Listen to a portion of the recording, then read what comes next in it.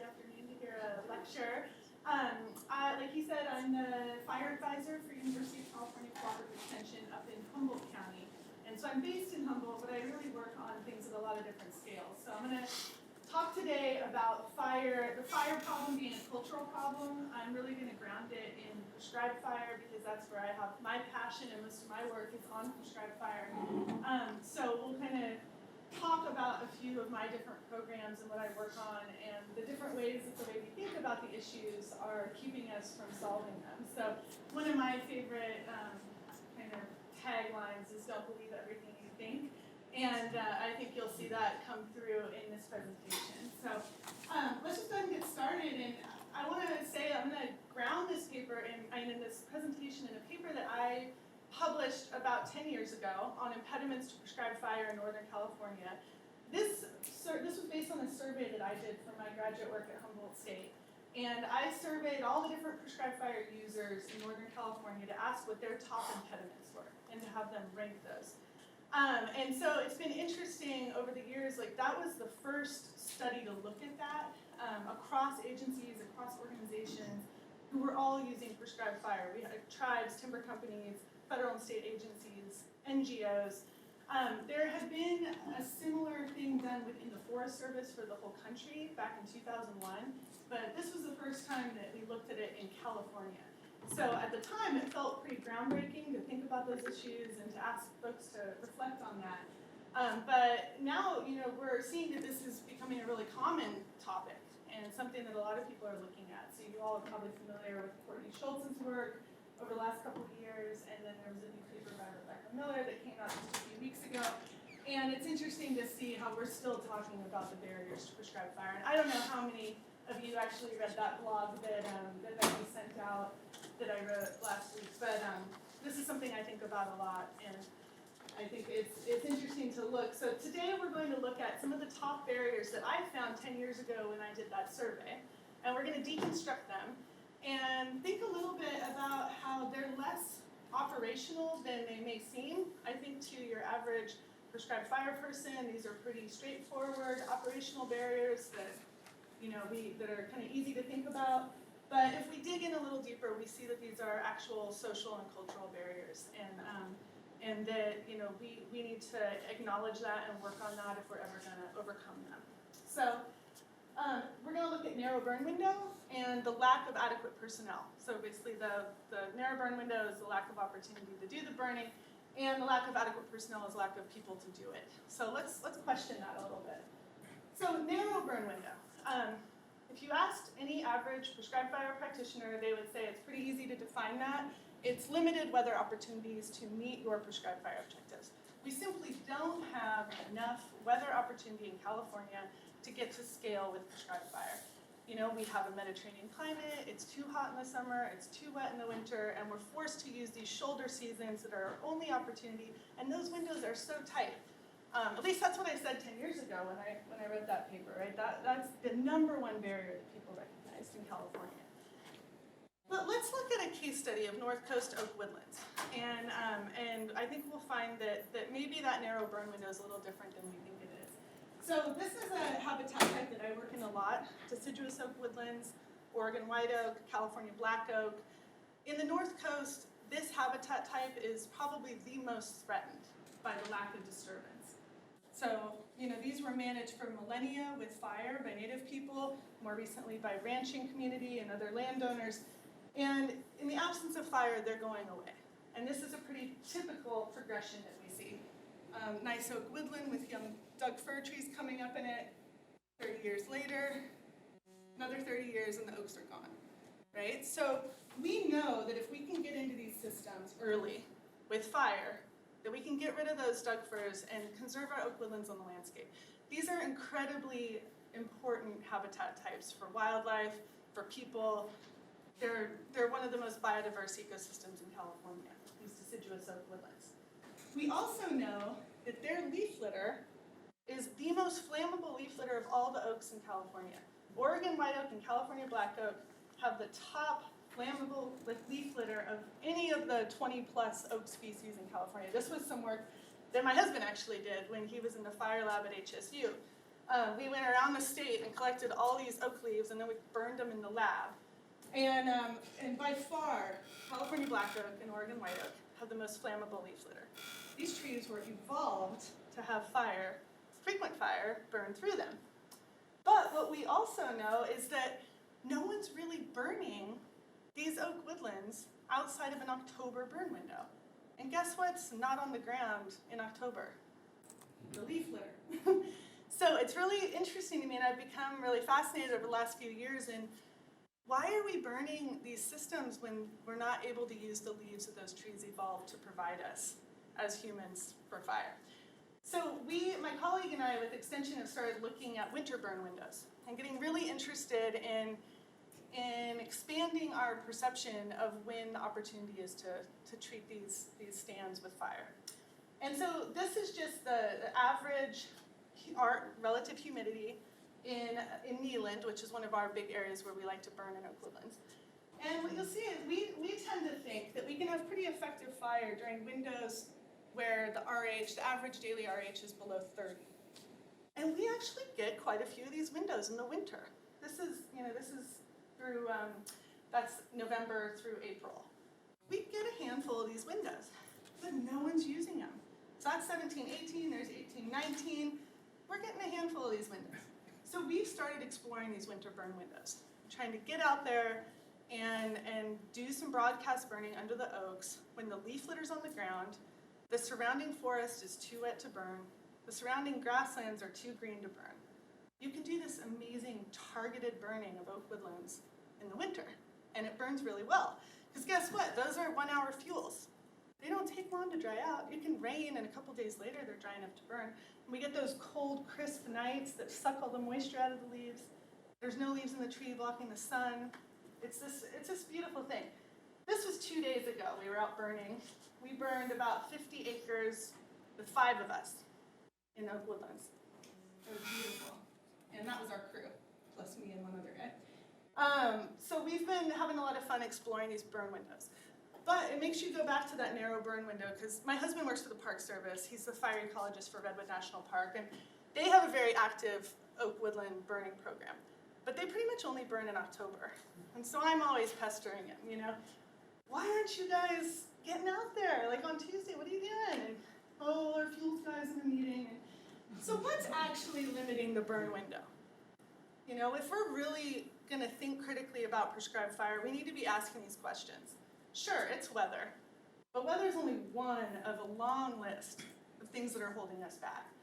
Burn plans are a big thing. So Redwood National Park, to keep picking on them, Redwood National Park had burn plans that said they couldn't burn after December 31st.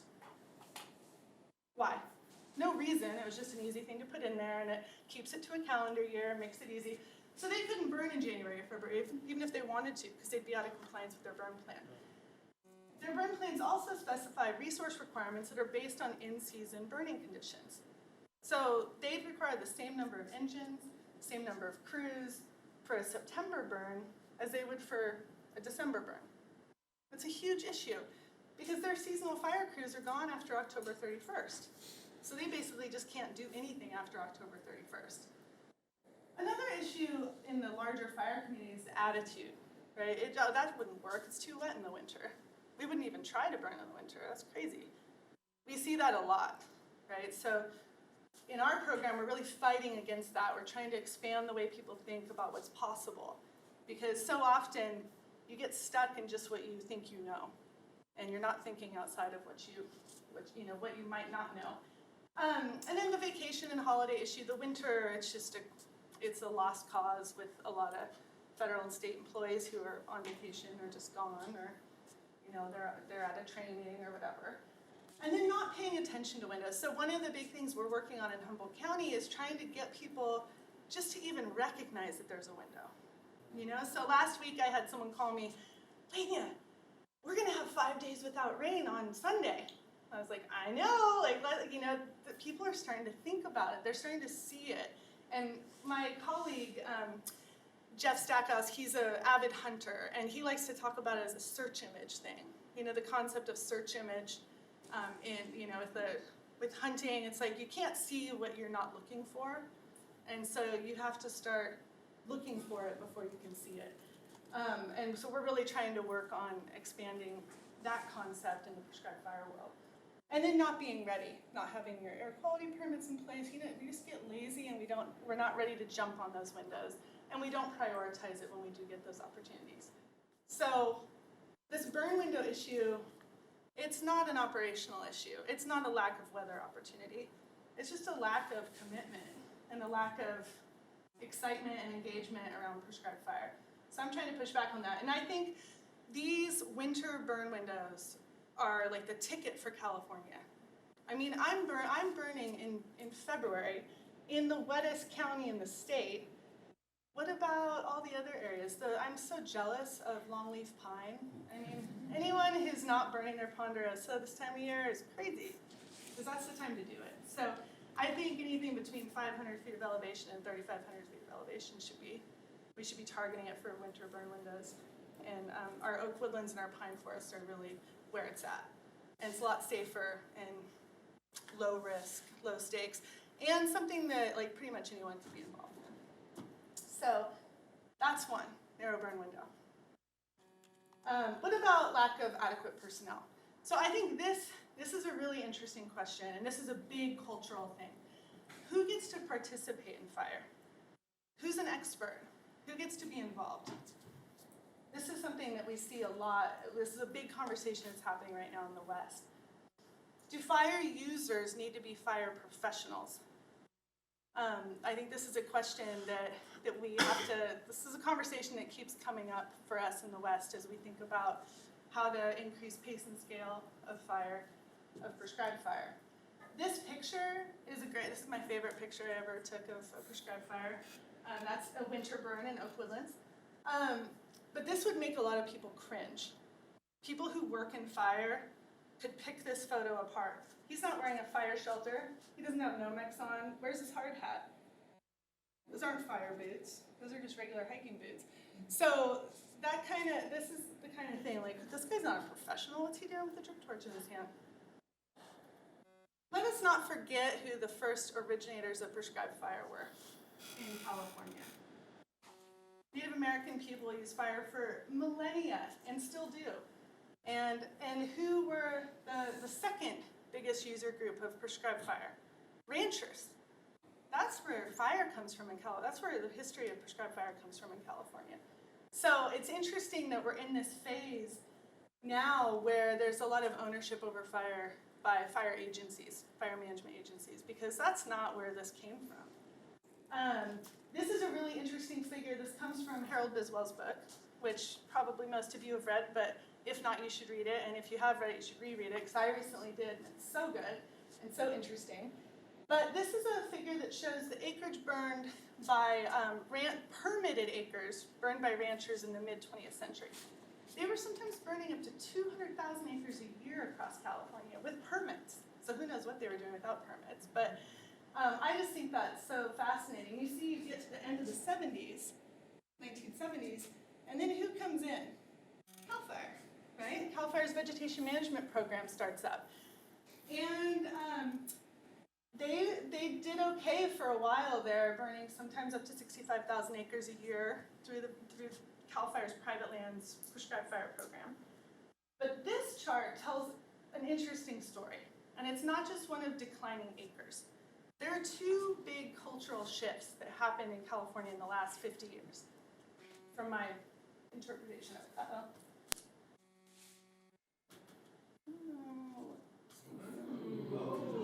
Oh no, my computer's crashing? No, that's what CAL FIRE just did to you. Are you behind this? That's why you're here.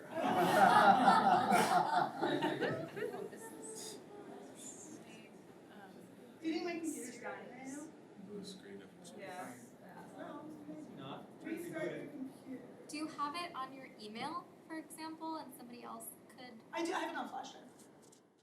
You know what else have a computer here that I you can need use to real leave quick? 5 minutes early, so I'm probably not a good candidate. John. How's it going? Okay. Okay. Let's see. I just want the sound. That's very unfortunate. Sorry, computer. Yeah, CAL FIRE. I swear. we on our way.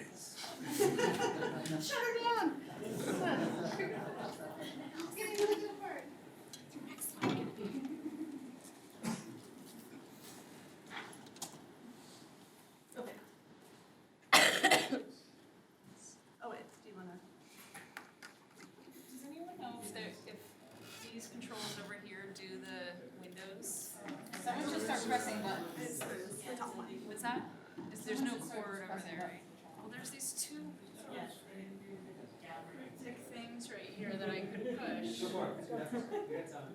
What's the worst? No, they're nothing. They're like. Does the iPad do anything, or is it just for the TV? I think it's just for the TV. How about the other one right behind you? The one that's behind your head where you were sitting? Oh. I might stop it for.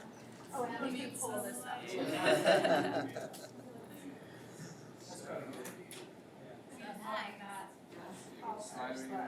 Got it. Wow, John to the rescue. Nice job. Seriously, awesome. Stop. Not that short. Yeah. Okay, great. And then I just okay. So what I was saying is there are two big cultural shifts I think that we saw in prescribed fire in the last 40 or 50 years. So I'm not going to go back to the bigger cultural shift we saw with Native American burning even earlier than that. But I think, so the first thing we saw is agencies taking fire out of the hands of average people, right? So we had private landowners who were using fire on a big grand scale until around the 70s, 80s, when that really started to go away and the agency stepped in and said, hey, let us do it for you. We'll take on the liability. We're the experts. You guys sit back and relax while we take control of that for you. And that really is what happened. If you talk to old ranchers, they'll say, well, yeah, my dad used to burn, but when I was a kid, we started working with CAL FIRE and they started doing it for us, and that was great. And now we don't do it at all anymore. So there was a cultural shift there where landowner burning was supplanted by agency burning, and then agency burning went away on private lands. And that cultural knowledge was lost. Does that have anything to do with the rise of urbanization and urban fire problems, do you think? I don't think so, really, because I think maybe to some extent, but I think that a lot of it was, I think a lot of those large ranches are still in the hands of those same people, and they'd still have opportunity to burn, and now they're the ones knocking down my door to burn again, But the other major cultural shift we saw was right around this era, when within the agencies, both CAL FIRE and within federal agencies, the ownership of fire went from natural resource programs and vegetation management programs to fire programs. So if you see, again, to pick on Redwood National Park, their prescribed fire program, they have a great prescribed fire program. It was under vegetation management until about 10 years ago. And then it went to their fire suppression program. It is under fire suppression now. So this is not just a story about declining acres, it's a story about ownership and who gets to own fire, even within the agencies that manage it. And CAL FIRE had the same exact thing, right? I mean, the switch from CDF to CAL FIRE, that wasn't just nominal. That was in practice as well, on the ground. And the diminishment of the natural resource program within CAL FIRE and the focus on fire suppression. So that's a cultural issue, and one, again, that I'm trying to push again. Oh, wait, did that work? Well, I think we should know that CAL FIRE is actively engaged in trying to turn some of that around. Totally, It's pretty yeah. cool. I don't know if this will work now. No, they are. They are, but we still have to question how we got to these places. And so I'm trying to be provocative. And Do not hold back. I don't plan to. So I've been getting really interested in the last couple of years on how to bring fire back to private landowners and back to people. Because I don't think it should just be in the hands of our fire agencies. I think that's a dangerous bottleneck to just have them be the only ones who are owning fire and allowed to use fire. I think that California is a fire-adapted state, and everyone who lives here is touched by fire in some way. And there's a lot of passion and interest among average people to engage with prescribed fire. So I've been looking a lot at the Great Plains. The Great Plains have some very active private lands prescribed fire programs through prescribed burn associations, which are basically just landowner cooperatives that do prescribed fire together.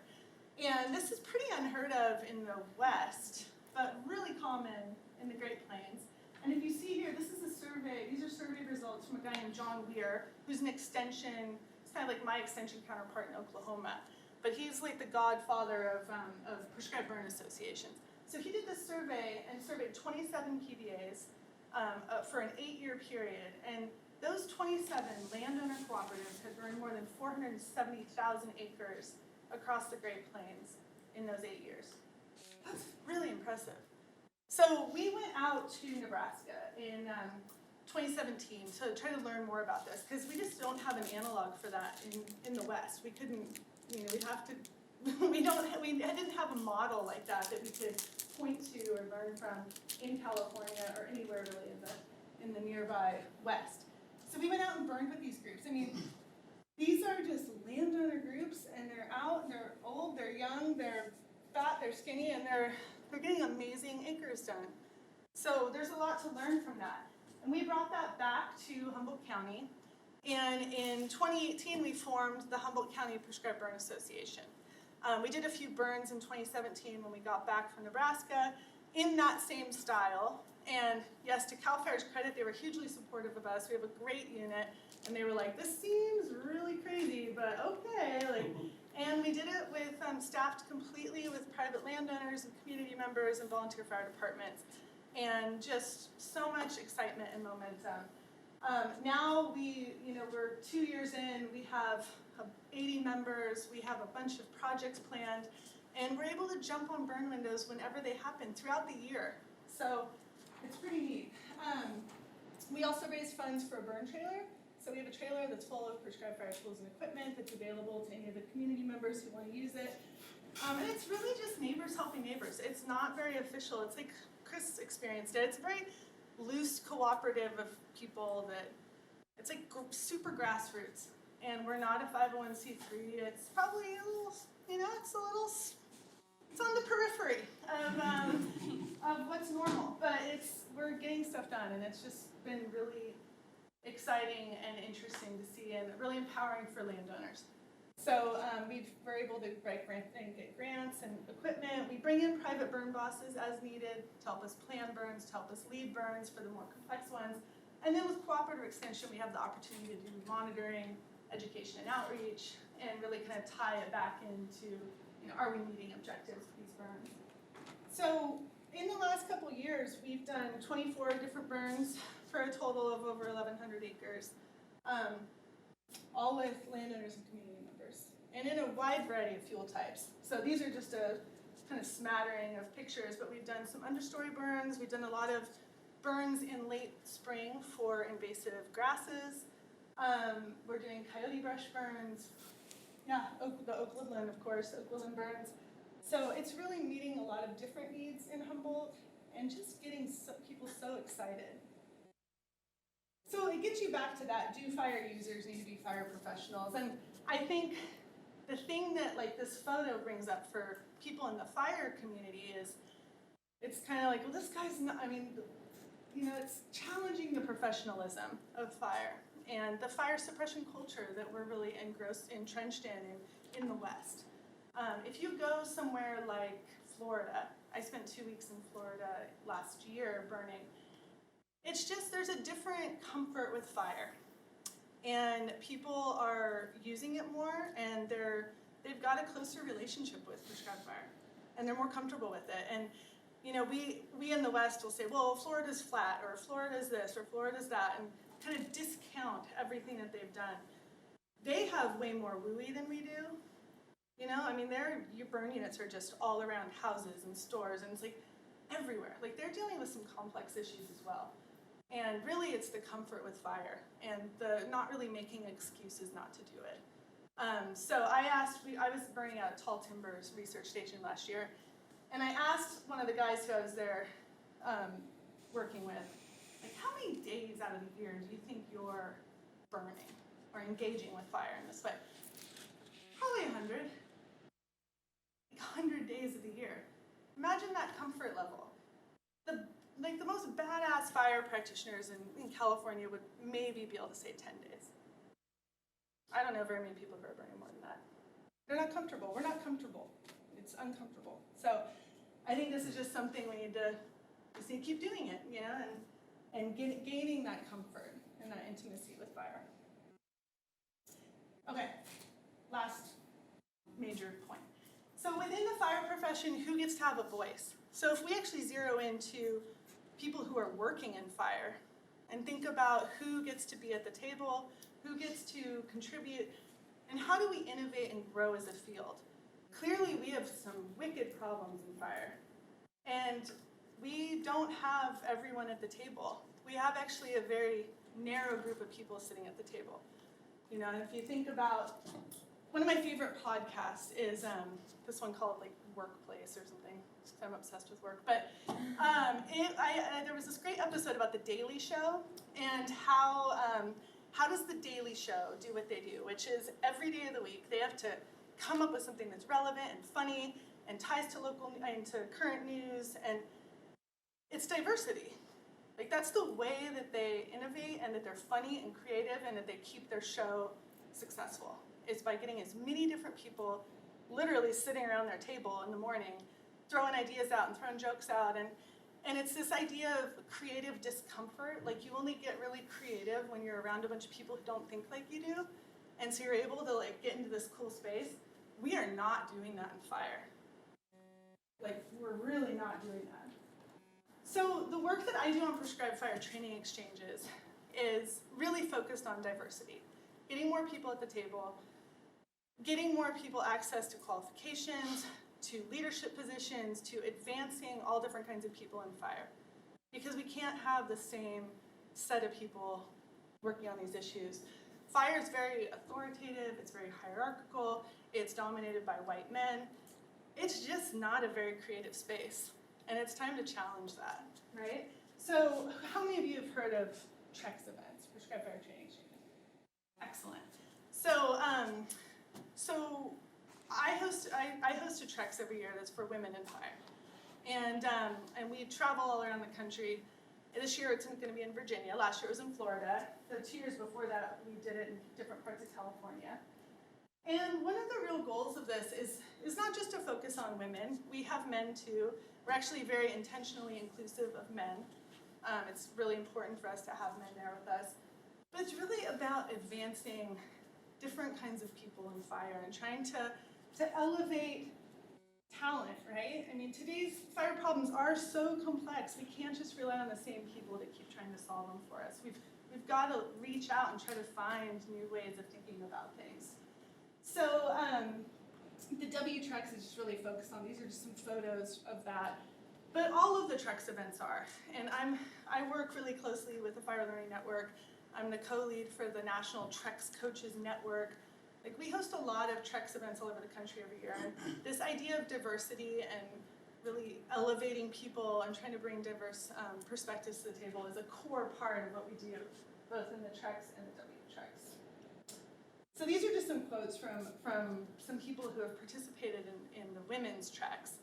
And this was a young woman who said, WTREX is what kept me in fire, the only work I've ever had passion for.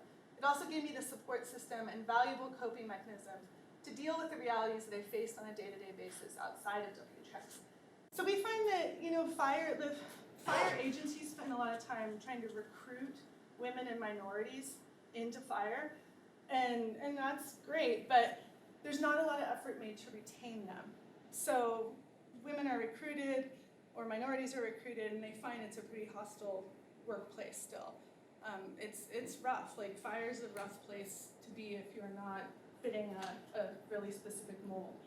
So we need to push on that. We need to give folks the support networks they need to stay in it and to make a difference in that. This was really interesting. One of the men who came, not the guy in the picture, but this is a different guy who was a young hotshot from Utah.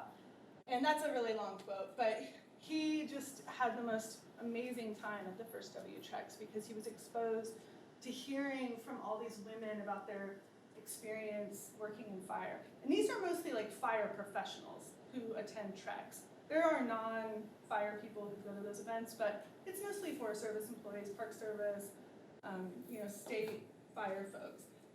And it was really neat because he said, like, it was the most amazing experience he had, and he was going to go back, and he became a hotshot foreman. And imagine the influence he had on all the young men who were coming up under him. So it's so important for us to have men involved in those events. And our strategy with WTREX and with TREX in general is, providing these actual events, which are like 2-week hands-on live fire training events, which are opportunities for them to build their quals and work on really specific things. But also we're really investing in people. And so we'll kind of find the superstars at those events and try to figure out ways to support them individually. So it might be money for professional development throughout the year, connecting them with mentors, and really like identifying them and lifting them up. And that's a big part of it. So we also have international networks. We're getting a lot of interest in TREX events in Australia and Portugal, Spain, Canada, Mexico. It's just like this idea of cooperative burning is taking off, and people want it everywhere, and like everyone's hungry for something a little different, And there's just such power in connecting people, and networking folks so that they have someone to call. They have a new, there's like a young woman who was at WTREX, and now she got a job in South Carolina on a TNC burn crew because of the connection she made at TREX. It's just helping those people make those connections is so cool. And this is the artwork for WTREX last year. That was a design that I did, and it was pretty cool. I was thinking it was kind of a metaphor. I made a silk screen of it, and instead of just getting T-shirts printed for everyone, I brought the silk screen out and asked everyone to just bring their own clothes, whatever they wanted. Some people brought underwear, some people brought shirts, some people brought sweatshirts, and we silk screened like 160 different clothing items, and then everyone took it home with them. And that's kind of the idea behind TREX. You bring all these different people together, you kind of imprint on them some core philosophies and training, and then you send them home to be points of light all over the world, all over the country. So it's pretty cool. So this is my last slide. And this is something that I just discovered recently. I was reading something for this retreat I had to go to. And it's this paper that talks about different notions of scaling up and scale. And I think in the fire world, we talk a lot about increasing pace and scale. I know I already said it like twice in my talk. But what do we mean when we talk about scale? I think we typically just mean scaling up, right? Impacting laws and policy, changing institutions, rules and laws, creating enabling conditions for more work to happen. Or scaling out and impacting greater numbers, just doing more of the same work that we're already doing, just expanding that. But what if there are other ways to think about scale? And I think number 3 here, scaling deep. So impacting the cultural roots of our work. I think that's where I start getting interested. Like actually thinking about the foundation of the work we're doing and how we're approaching these topics and really questioning our assumptions, changing relationships, cultural values, and beliefs. I think that's kind of where it's at with fire right now. And scaling, so impacting norms and expectation. Legitimizing a multitude of different, small, more relevant solutions. So I think that's really huge too, right? What works in one place isn't necessarily going to work in another, and we need to actually create fertile ground for all different kinds of change and all different kinds of solutions. We can't just be focused on increasing pace and scale of the one thing we think might work.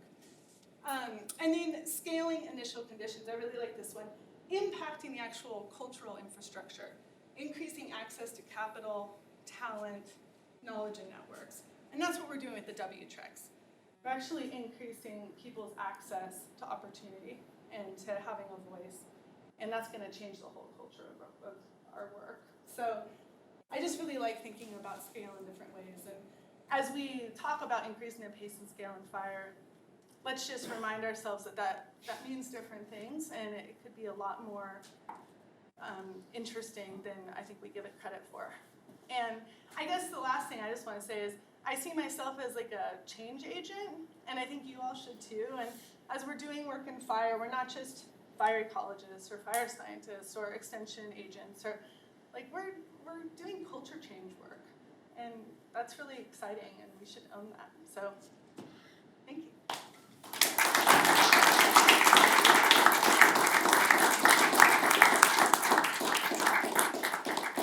We have a lot of time for questions. Oh, good. Before we go to that, I hope that's cool with you. John handed out an evaluation form. If you wouldn't mind, as we're doing questions, if you're not asking a question, fill one of these out for us. It really helps us to tailor our California Fire Science Consortium outreach work. Thanks. we get one? We borrow a pen from somebody. Cool, well, this event is Lenya Quinn-Davidson Cool Lecture. This thing is. The lecture where the computer dies. And I must say, that was easily the most facile and That was. fluid transition from an absolute computer meltdown and end of the world to, yeah, there we go, okay, we got another computer. let's That go. was really good. That was amazing, I think it was less than 2 or 3 minutes. Yeah. Anyway, cool, so questions? It might take a month for me to recover personally, but. So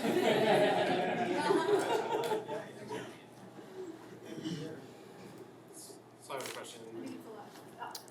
So first of all, I just want to thank you for your perspective and your really insightful sort of analysis of change over time and how these things get integrated into cultures, whether it's private-led, whether it's our agency. It's really illuminating, and I think more people should hear that or see that. I'm kind of curious from like an agency perspective, right? Like there's like CAL FIRE's got this very slow pivot going on, but it is a pivot, right? We're changing, and I think there's a sense of there's a bit of a sense of urgency, right?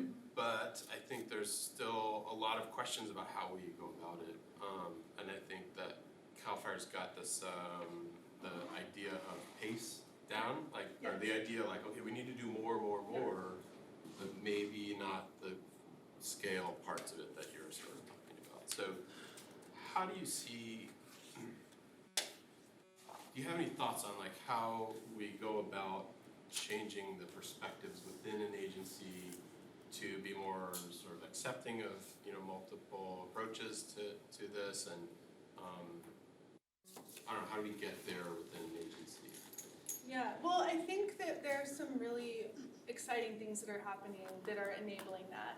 And one of them is Senate Bill 1260.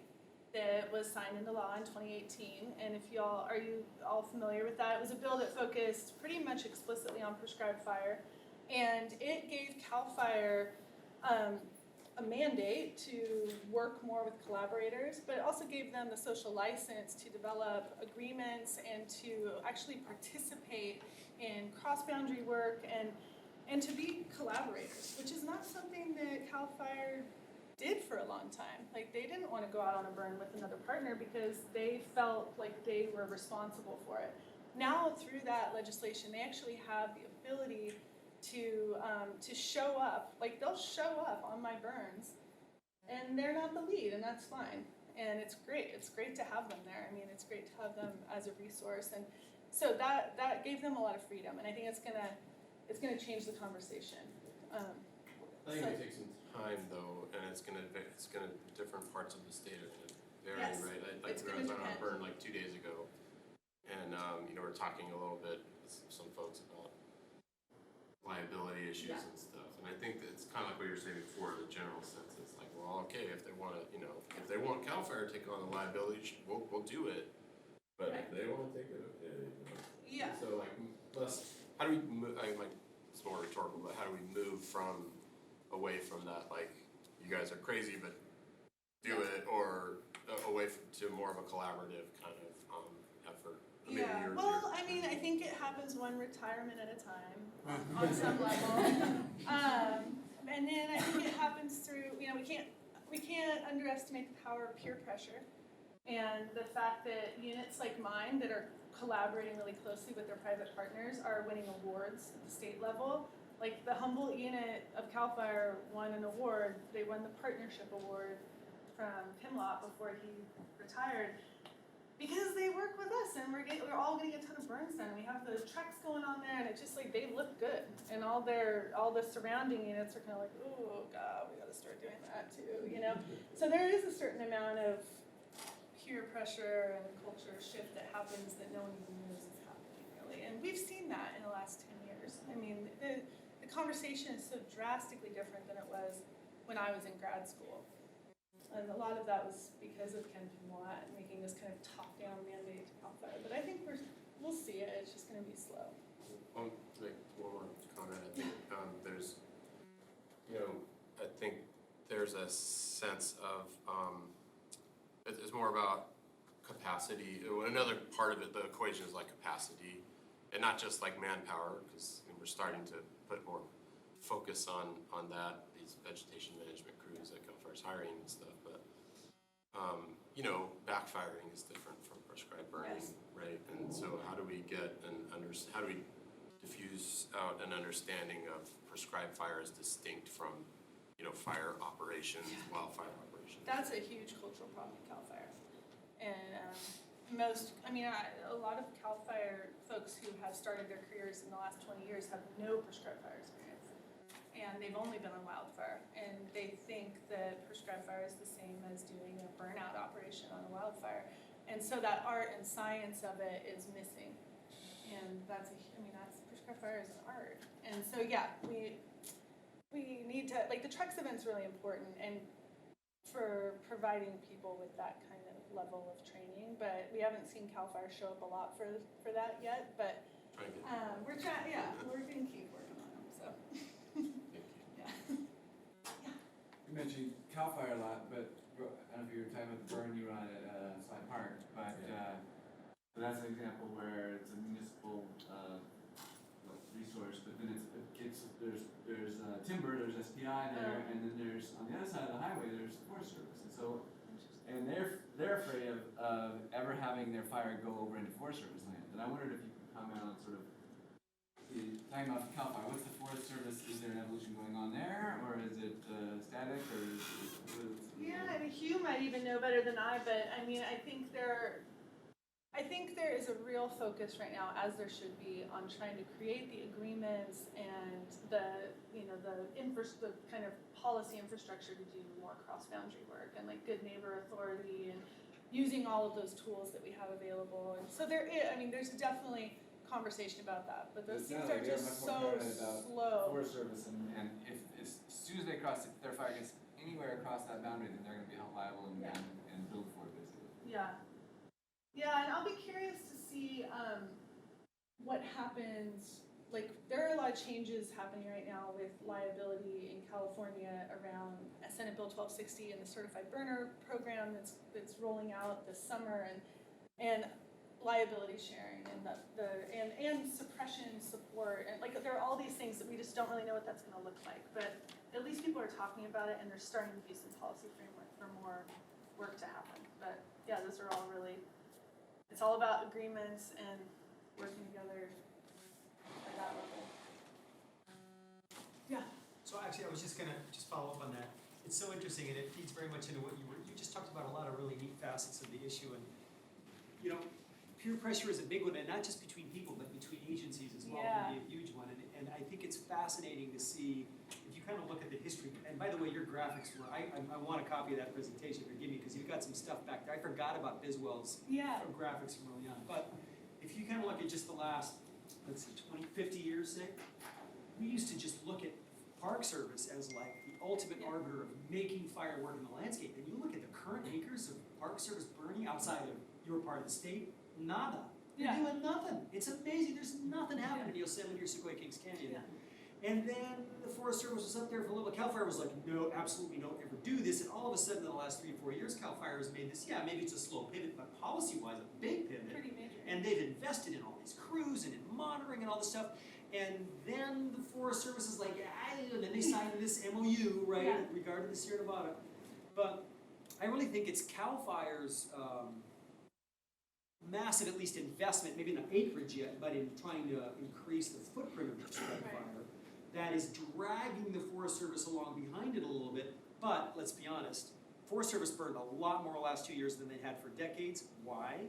Because there's such a push from the current administration for acres, which is timber on the one hand, but on a non-timber forest gets called, and that's what it is. It's acres, and they found, okay, fine, I don't care. I might not like the current administration, or I might, but the fact is that the focus on acres made them realize we gotta burn more, we gotta burn more, we gotta burn more. And so whatever, but there's a lot of different incentives and a lot of different relationships. And I just wanted to say that I think CAL FIRE has always dragged its feet in this stuff for, I think, obvious reasons and reasons we understand, but it's really cool, the political changes that went on in that organization, and we all really, really hope that they start to really expand the, you know, this.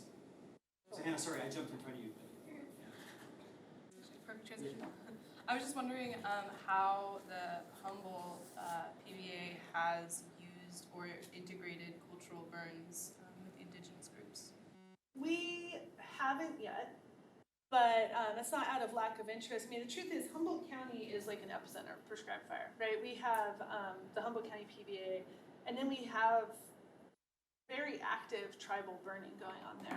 So actually, we have a couple tribal members who are. WKRP. Well, exactly. We have It's a point full of that. Exactly, yeah, we have the WKRP, so that's out on the Klamath. We have the Karuk tribe that has a lot of cool work going on through WKRP. We have the Cultural Fire Management Council, that's a collaboration between the Karuk, the Yurok, and the Hupa. We've got the WTREX that happen. I mean, there's a lot. They're doing it, like, and so I work pretty closely through the Fire Learning Network and through my TREX work with Margot Robbins and some of the other, and Elizabeth Azus and Bill Tripp and all the like tribal folks who represent those different groups that we just talked about. But so far we haven't like burned together with the PBA. And we just haven't haven't needed us, and we're pretty far apart, we're a couple hours apart, so it's pretty far to travel. But certainly we would, and we could. I think we're all just so busy burning, it's like we don't have a lot of time to do that. Yeah, Bob. Early on in your talk, I think you hit on a key point: comfort. Yeah. And you know, we have a generation or three of no comfort because we've never used it. So trying to bring that back, it's a slow process. But I was wondering if there's any way to facilitate people who are not involved in that particular burn to know about it so that they can come and observe the planning process, so they can come and observe the burn when it happens if they can, and from almost a statewide level so that these opportunities maybe need to be limited to a handful of extra people. Right. I get it. But if we know about them, Yeah. then we can at least inform others that, hey, here's where you can find out about these kinds of activities. Mm-hmm. And knowing more about how the planning process works for an individual, it's going to slow them down, but they can be mentored.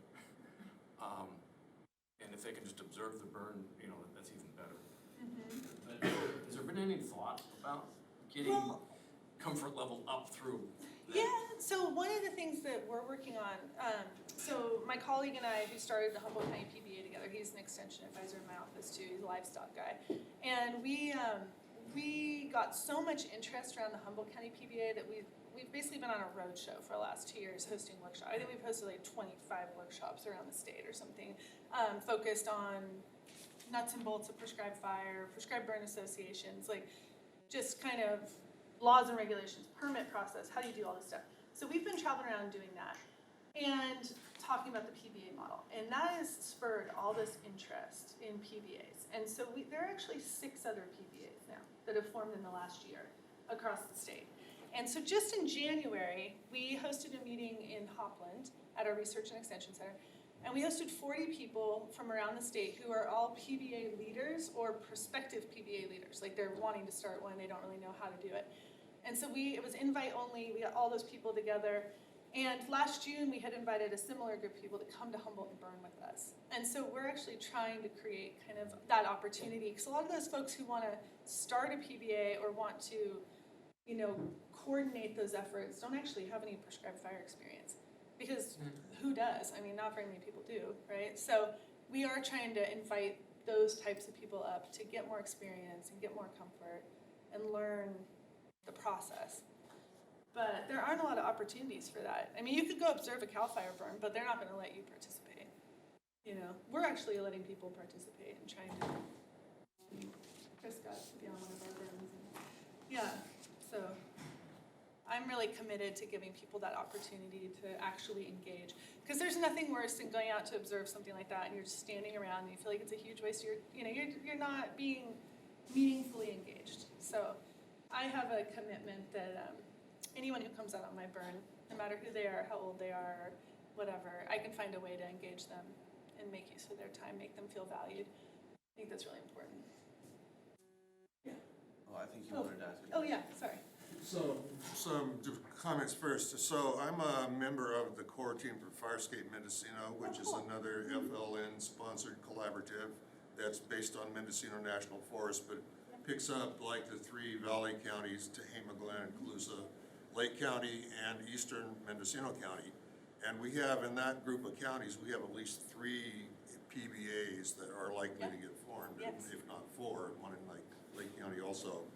And so, and they've been really involved, and you came to our most recent workshop in Williams and talked, to the workshop.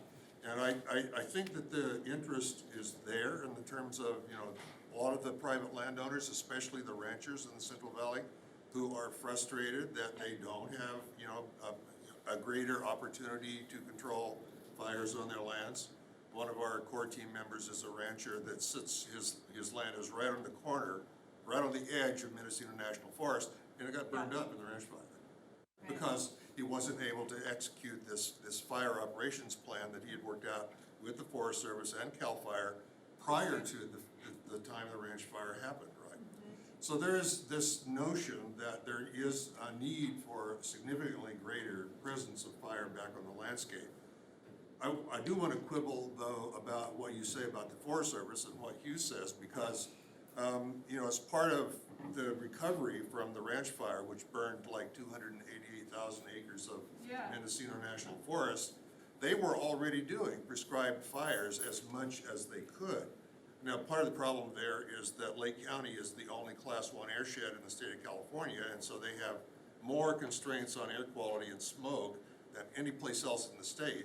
And, the monitoring location is right up on the side of Mount Conocti, and they can see the smoke wherever it comes up, right? So it's a very tight control, but they're doing as much prescribed fire, as much as they can already. We are right now about to, and I was part of this, working with the Forest Service, about to release a NEPA document on a 40,000 acre recovery project on the North Shore of Clear Lake. It's part of the, the ranch fire recovery, and that is intended to allow the fire managers to use as much prescribed fire as they can fit in, into that 40,000 acres, depending on what the local conditions will allow and when. Right. But I can tell you that they're not thinking about, a limit. If they could get away from these limits that you described on the shoulders of the burn season, then they would. Yeah. So it's not like, there isn't a lot of interest in more fire on the landscape. And we've all been, and Mary Huffman taught us all that, there needs to be a great deal more fire. And pace and scale applies not just to timber management, which is the way it was originally intended, but also to fire management. So I do want to applaud you for your commitment and the fact that you keep making it possible for people to think outside the box. It's really great. Thank you. I saw a hand somewhere. Oh, Chris, you had, I think we have time for one more question. Oh, I just used the prescribed burn association model is so great, and everybody's so interested in it, and it seems to be filling a real need. I was wondering if there's any shortcomings to this model, if there's anything that you're dissatisfied with, if there's anything they could be doing differently or better, or if people, especially if everybody looking at this, if people you think are getting maybe unrealistic expectations of what they can do with the prescribed burn association. Yeah, that may be true. Like me, I'm like, we solve all the problems. Lenya told us. Great. I'll have to move out of state. I think it's going to look really different in each place. And I think what we know about prescribed fire, or what I know about prescribed fire, is that the most successful programs are where you have the right people. And not everywhere has the right people, the people who are going to be able to pull it together and have that commitment, have that passion, and be able to get the experience they need to bring it back. So it's going to have to be a collective effort to try to build those opportunities and that comfort. And I have a feeling like some of these PBAs that start out probably won't go anywhere because they're just not going to have the right energy or the right people or expertise or just that, that kind of spitfire person who's going to keep it going. But as far as the model goes, I think what we're seeing is that each place, it's kind of that scree scaling thing. It's like each place seems to be different. Like Sonoma County, their PBA model is much different than mine. It's very official, and they've got all these MOUs, and they're making everyone meet firefighter 2 requirements, and like doing all this stuff that is pretty rigorous and not what we're trying to do in Humboldt, because I see that as a limiting factor, but or like barrier to entry. But I think that might be what they need to do, because it's not as landowner driven, it's more NGO driven, and so they're having other liability issues to deal with. So I think we're just gonna have to support it in the way it needs to happen in each place, based on the partners who are involved. But it's not a silver bullet, and prescribed fire is not a silver bullet, and nothing's a silver bullet, so. Thank you very much.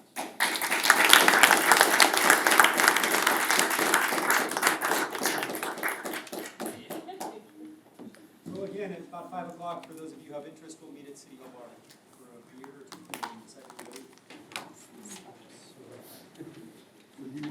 Rebecca?